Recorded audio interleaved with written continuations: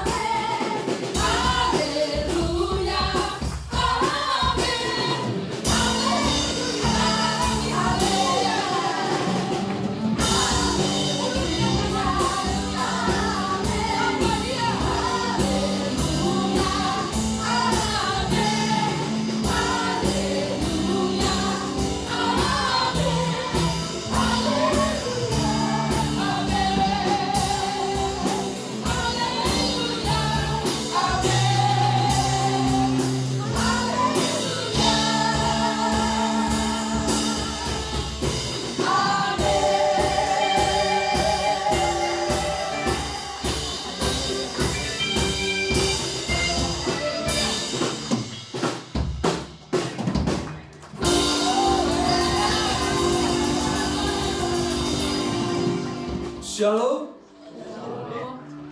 Saudara yang dikasihi dalam nama Tuhan Yesus Kristus,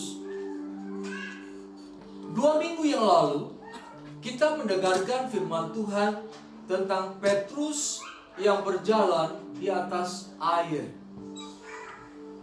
Petrus berjalan di atas air karena ada kesepakatan antara dirinya dengan Tuhan Yesus. Petrus berkata, Tuhan, jika Engkau adalah Tuhan, maka biarlah supaya aku bisa berjalan di atas air mendatangi Tuhan. Lalu Tuhan berkata, datanglah. Petrus sepakat dengan Tuhan Yesus. Sepakat artinya seia, sekata.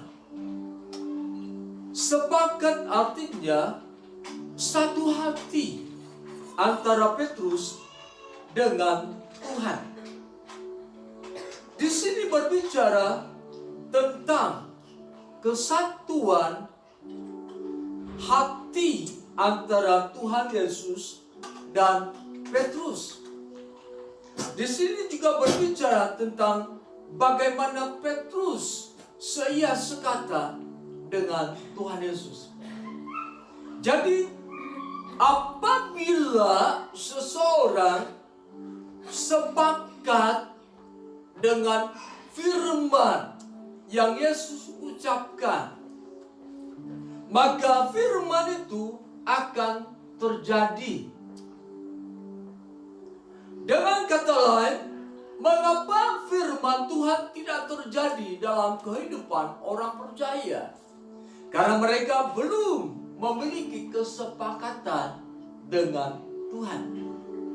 Seseorang yang beriman kepada Tuhan harus memiliki hati yang sepakat dengan firman yang Tuhan ucapkan. Misalnya begini, oleh bilur-bilur Yesus kamu dijadikan sembuh. Lalu kita sepakat dengan firman Tuhan, menyatukan hati kita dengan firman Tuhan, maka firman itu akan terjadi dalam kehidupan kita. Ada yang langsung berupa mujizat, ada yang berupa kesembuhan secara berangsur-angsur. Tetapi kesepakatan itu pasti akan ada hasilnya.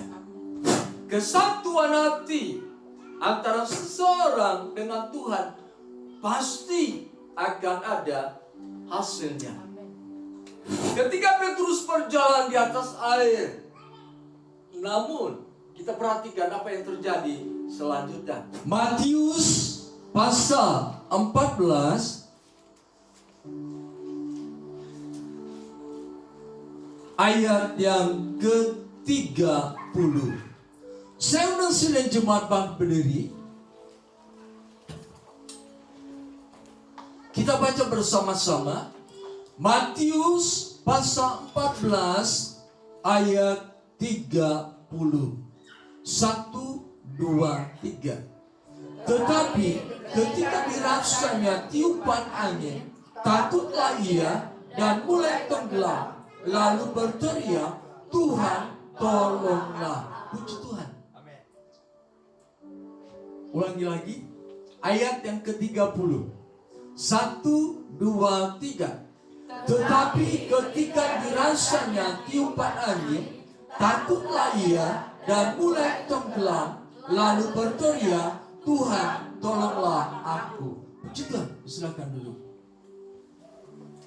Ketika Petrus sudah berjalan di atas air, ayat yang ke-30 dikatakan, ketika dirasanya tiupan angin. Tiupan angin ini mendatangkan ketakutan di dalam diri Petrus. Berbicara tentang ketakutan, ini berbicara tentang perasaan yang ada dalam kehidupan Petrus. Kalau seseorang hidup berdasarkan perasaan, maka inilah yang akan terjadi.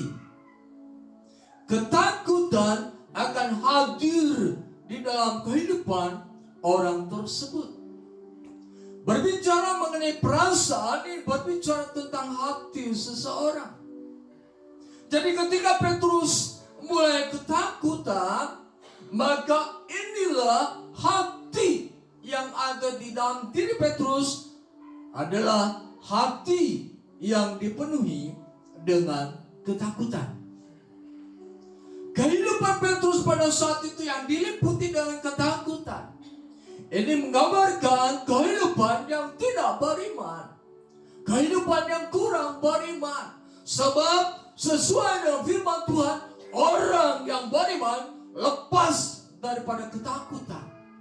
Tidak akan ada kekhawatiran di dalam dirinya, tidak akan ada ketakutan di dalam dirinya, sebab dia percaya Allah yang dia sembah, Allah yang hidup, Allah yang berkuasa, Allah semesta alam. Ketika seseorang diliputi oleh ketakutan, maka Yesus juga berkata kepada Petrus, "Hai orang yang kurang percaya." Dengan demikian, dengan jelas Yesus katakan, orang yang diliputi oleh ketakutan adalah orang yang kurang percaya kepada Tuhan. Kita seringkali mengalami ketakutan dalam masalah keuangan. Yesus berkata, "Hai kamu orang yang kurang percaya." Kita merasa ketakutan tentang masa depan kita. Yesus berkata, "Hai kamu orang yang kurang percaya." Kita merasa ketakutan tentang hal apa yang akan kita makan dan minum. Yesus berkata, "Hai kamu orang yang kurang percaya." Kita ketakutan akan biaya kehidupan sehari-hari. Yesus berkata, "Hai kamu orang yang kurang percaya." Kita ketakutan tentang kehidupan di masa yang akan datang. Yesus berkata, "Hai kamu orang yang kurang percaya." Jika Yesus berkata kepada Petrus, "Hai kamu orang yang kurang percaya," berarti kita harus berkata, "Tuhan, saya ingin menjadi orang yang memiliki kepercayaan penuh kepada Tuhan." Kalau kita berkata, "Saya percaya kepada Tuhan," maka segala bentuk kekhawatiran harus kita tolak dari dalam hati ini. Kalau ada ketakutan, kekhawatiran, kegelisahan dalam kehidupan ini, harus kita buang dari hati kita. Sebab orang yang beriman menaruh Kristus di dalam hatinya sebagai Raja, sebagai penguasa tunggal di dalam kehidupannya, sebagai Raja yang akan terus memelihara kehidupannya, mencukupkan segala kebutuhan sandang dan pangan. Dia akan terus bekerja, memberikan masa depan yang penuh harapan dan damai sejahtera. Orang yang beriman kepada Yesus adalah orang yang mendengar firman Tuhan dan melakukan firman itu dalam kehidupannya. Orang yang beriman kepada Tuhan adalah orang yang terus hidup sesuai dengan firman Tuhan. Dia merasakan dan dia mengakui bahwa aku hidup bukan karena apa yang kulihat, tetapi aku hidup berdasarkan iman. Petrus di dalam ayat 28 dan 29 sepakat dengan apa yang Tuhan Yesus katakan. Tetapi ketika dia berjalan di atas air dan dia mendapatkan satu hembusan angin, dirasanya tiupan angin, lalu dia menjadi takut. Di dalam ketakutan itulah timbul iman yang negatif. Aku pasti akan tenggelam. Tiupan angin ini mendatangkan ketakutan di dalam diri Petrus, dan ketakutan ini menimbulkan iman yang negatif di dalam diri Petrus. Dia berkata, "Aku pasti tenggelam." Lalu Petrus berteriak, "Tuhan, tolonglah aku." Jadi dalam kehidupan kita sebagai orang yang beriman, Sebagai orang yang berkata, saya sepakat dengan setiap firman yang keluar dari mulut Tuhan. Saya sepakat dengan setiap firman yang saya dengarkan. Tetapi pada saat-saat kita berjalan di dalam iman, dunia akan berupaya mengganggu kesepakatan kita dengan Tuhan. Dunia akan berupaya mengganggu iman yang kita miliki. Seperti Petrus yang sedang berjalan di atas air, kemudian ada tiupan angin yang dia rasakan akan menenggelamkan dirinya.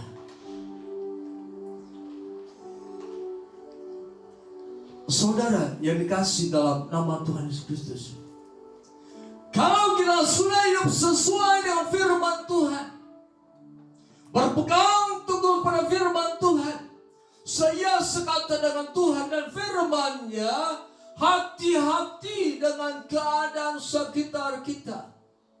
Sebab dunia akan berupaya supaya kita jatuh. Dunia berupaya supaya kita melanggar firman Tuhan. Dunia berupaya supaya kita menjauhi kebenaran firman Tuhan. Dunia berupaya supaya kita hidup menurut kemauan diri sendiri. Salomo asalnya hidup sepakat dengan firman Tuhan. Salomo hidup sepakat dengan apa yang Daud katakan kepada Salomo. Mari kita perhatikan di dalam kitab 1 Raja-Raja.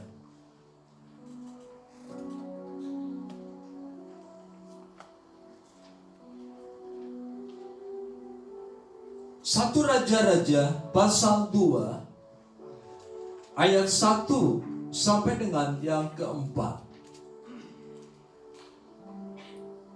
Kita baca bersama-sama. 1 Raja-Raja pasal 2 ayat 1 sampai dengan yang keempat. 1, 2, 3.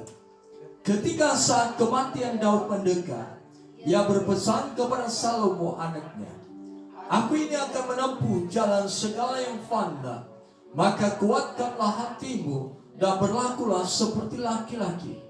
Lakukanlah kewajibanmu dengan setia terhadap Tuhan Allahmu, dengan hidup menurut jalan yang ditunjukkannya, dan dengan tetap mengikut segala ketetapan, perintah, peraturan, dan ketentuannya, seperti yang tertulis dalam buku Musa, supaya engkau beruntung dalam segala api dan dalam segala yang kau tuju, dan supaya Tuhan menepati janji yang diucapkannya tentang aku, yakni jika anak-anakmu laki-laki tetap hidup di hadapanku dengan setia dan dengan segenap hati dan dengan segenap jiwa, maka keturunanmu takkan terputus dari tahta kerajaan Israel.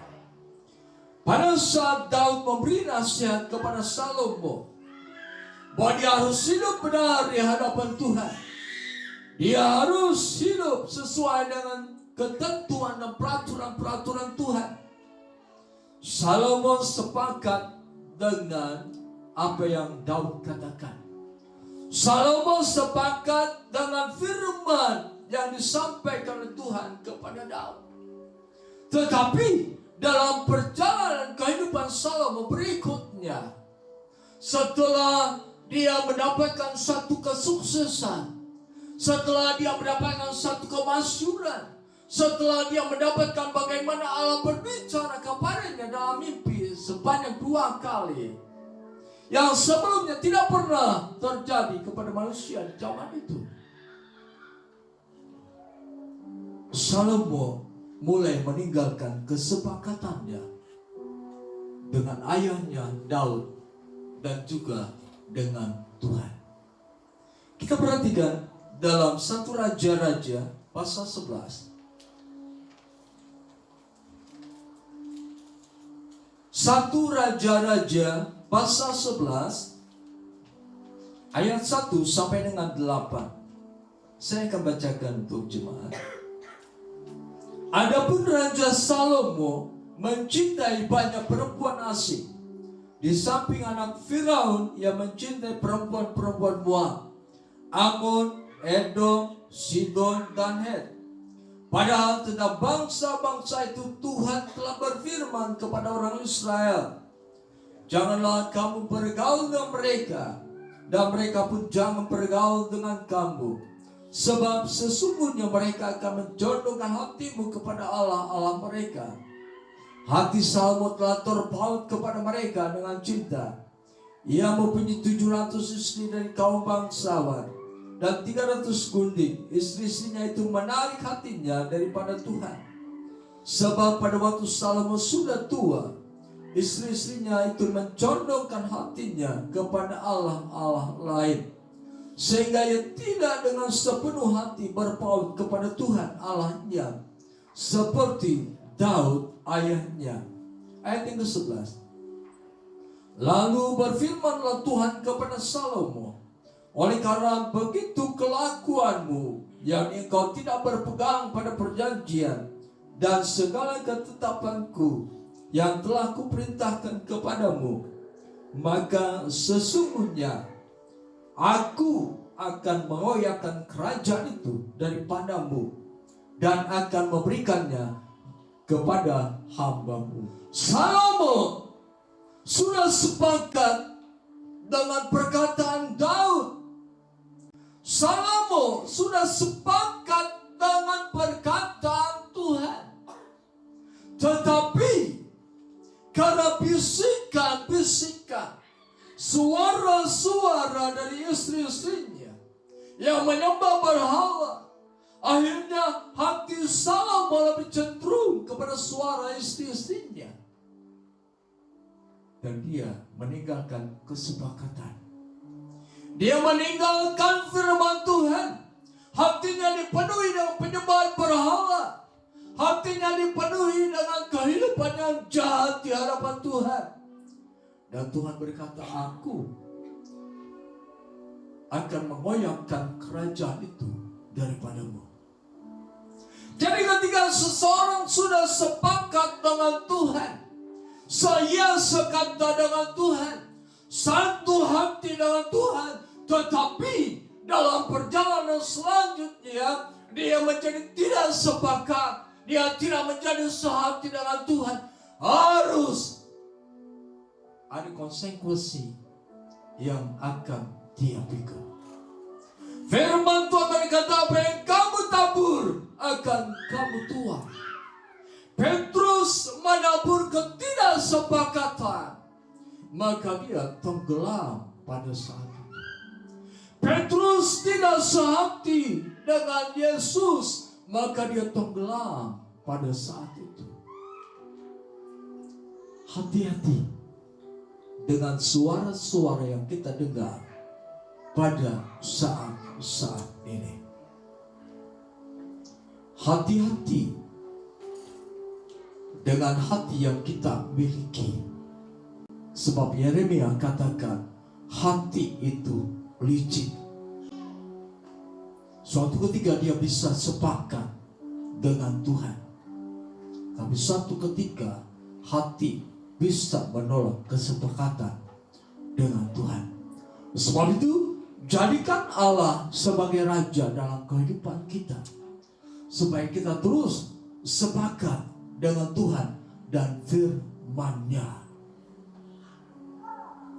Mungkin kita berkata, seorang nabi pasti berkata benar. Seorang hamba Tuhan pasti berkata benar. Tidak semuanya seperti itu. Mari kita perhatikan dalam 1 Raja-Raja. 1 Raja-Raja pasal 13 ayat 15 sampai dengan yang ke-18. Perikopnya abdi Allah dan Yehuda. Katanya kepadanya, marilah bersama-sama aku ke rumah untuk makan roti. Tetapi jawabnya, aku tidak dapat kembali bersama-sama engkau dan singgah kepadamu. Aku tidak dapat makan roti dan minum air bersama-sama engkau di tempat ini. Sebab telah diperintahkan kepadaku atas firman Tuhan, janganlah kamu makan roti atau minum air di sana. Jangan berjalan pulang melalui jalan yang telah kau ambil itu. Lalu jawabnya kepadanya, aku pun seorang nabi juga seperti engkau. Dan atas perintah Tuhan, seorang malaikat telah berkata kepadaku, bahwa dia pulang bersama-sama engkau ke rumahmu, supaya ia makan roti dan minum air. Tetapi ia berbohong kepadanya. Suatu ketika, seorang abdi Allah diutus ke seorang raja yang bernama Yerobiam. Yerobiam membangun tempat-tempat di mana orang Israel harus menyembah Tuhan di sana. Tetapi pada hal yang berikutnya, di tempat itu dibentuk atau dibangun atau dibuat beberapa patung sembahan orang Israel. Dan di mezbah itu dipersembahkan persembahan sesuai dengan dewa-dewa lain. Kemudian Allah mengirim seorang abdi. Dia berkata kepada Yerobiam bahwa tempat ini akan dihancurkan oleh Tuhan. Lalu Yerobiam sebagai seorang raja, dia murka. Dia mengatakan, tangkaplah dia. Pada saat Yerobiam mengulurkan tangannya untuk menangkap abdi Allah yang muda ini, Yerobiam tangannya menjadi kaku, kejam.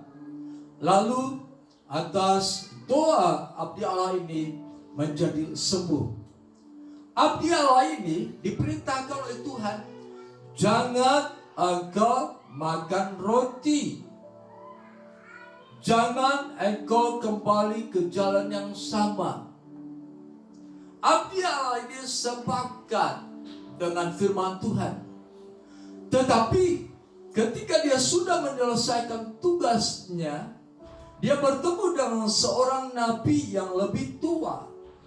Nabi yang tua berkata, ayo mampir ke rumahku, minum dan makan roti. Kemudian abdi Allah yang muda ini berkata, aku tidak akan, sebab aku telah sepakat dengan firman Tuhan, tidak boleh makan roti dan minum di tempat ini, dan aku tidak boleh kembali ke jalan yang sama. Tetapi Nabi tua ini berkata, aku mendapatkan perintah dari Tuhan. Di dalam ayat yang ke-18, pada bagian akhir, tetapi ia berbohong kepadanya.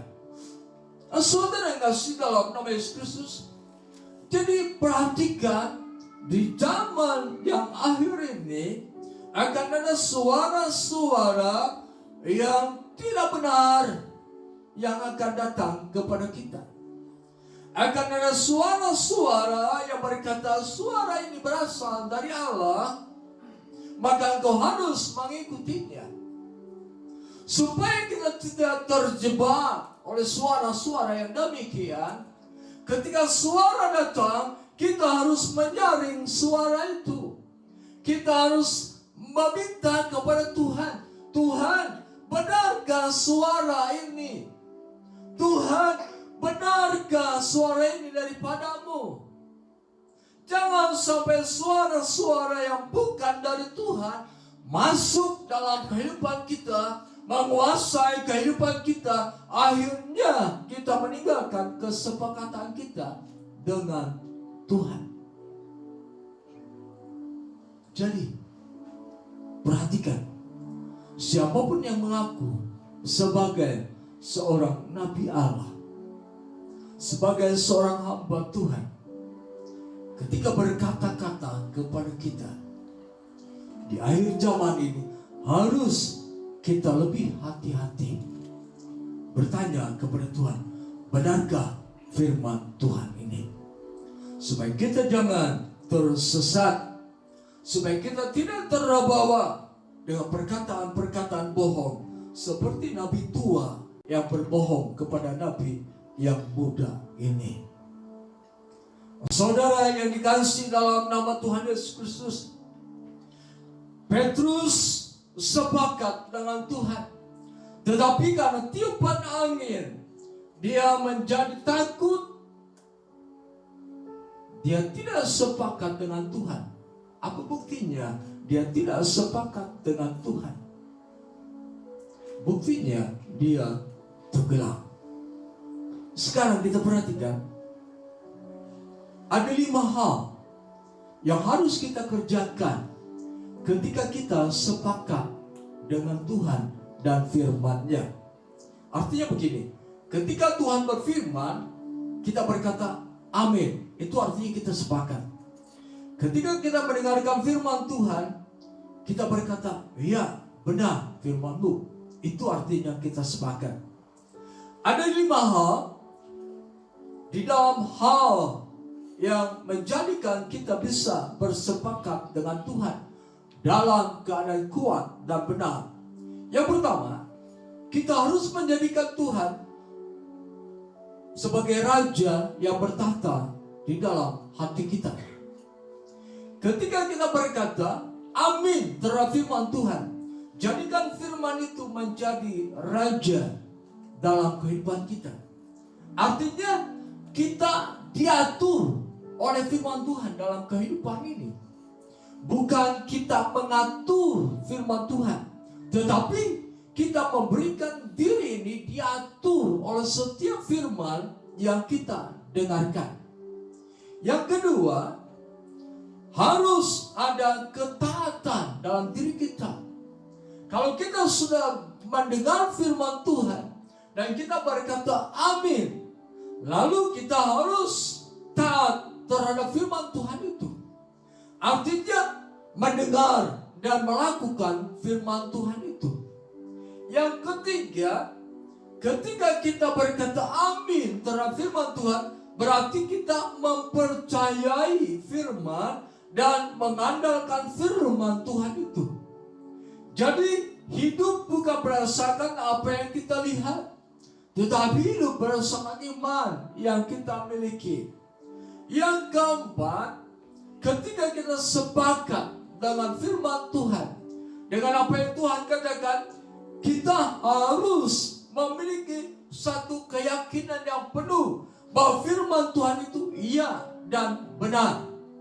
Yang kelima, ketika kita sepakat dengan firman Tuhan, kita harus menaruh pengharapan kita kepada Tuhan. Pada saat ini, apa yang sudah kita sepakati dalam kehidupan ini? Kalau kita sepakat dengan firman Tuhan bahwa Tuhan akan mengangkat kita naik terus dan bukan turun. Kalau kita mengimani iman ini, maka dalam hati kita harus ada 5 hal tersebut. Kalau kita berkata, saya sepakat dengan firman Tuhan yang mengatakan oleh pilu-pilu Yesus, aku sembuh, harus ada 5 hal ini dalam hati kita. Kalau kita sepakat, masa depanku penuh dengan damai sejahtera dan berpengharapan, harus ada 5 hal ini dalam kesepakatan kita. Dalam hal keuangan, kita berkata, saya percaya Tuhan menyediakan uang, Tuhan menyediakan dana yang saya perlukan untuk uang sekolah anak-anak, untuk kehidupan sehari-hari. Kalau saya sudah percaya, harus ada 5 hal dalam kepercayaan kita ini. Jadi ketika saudara sepakat dengan firman Tuhan, ketika saudara mengamini firman Tuhan, harus muncul 5 hal ini. 1, Tuhan harus bertahta dalam hati saudara. 2, berlaku taat terhadap firman Tuhan. 3, mempercayai dan mengandalkan Tuhan. Yang keempat, memiliki keyakinan penuh bahwa firman itu akan terjadi. yang kelima terus berharap kepadanya, maka kesepakatan itu akan terjadi. Nah, saudara yang dikasih dalam nama Tuhan Yesus Kristus, mari dengar firman Tuhan, sepakati firman Tuhan. Dengar firman Tuhan, katakan, ya, aku percaya. Dengar firman Tuhan, lakukan firman Tuhan. Maka firman itu akan terjadi dalam kehidupan kita. Sekian firman Tuhan.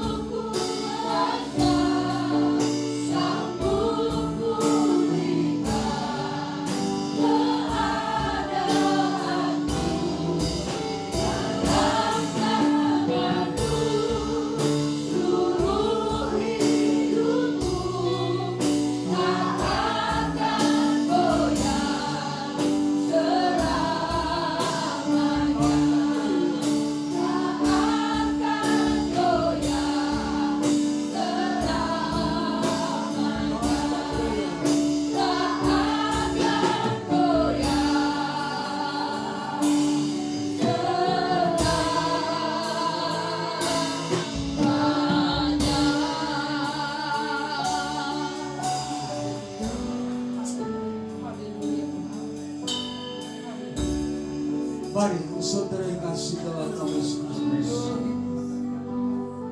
biar kita mau sepakat dengan setiap firman yang dari Allah, supaya melalui kesepakatan itu apa yang Tuhan firmankan terjadi dalam kehidupan kita. Sepakati setiap firman yang kita dengarkan,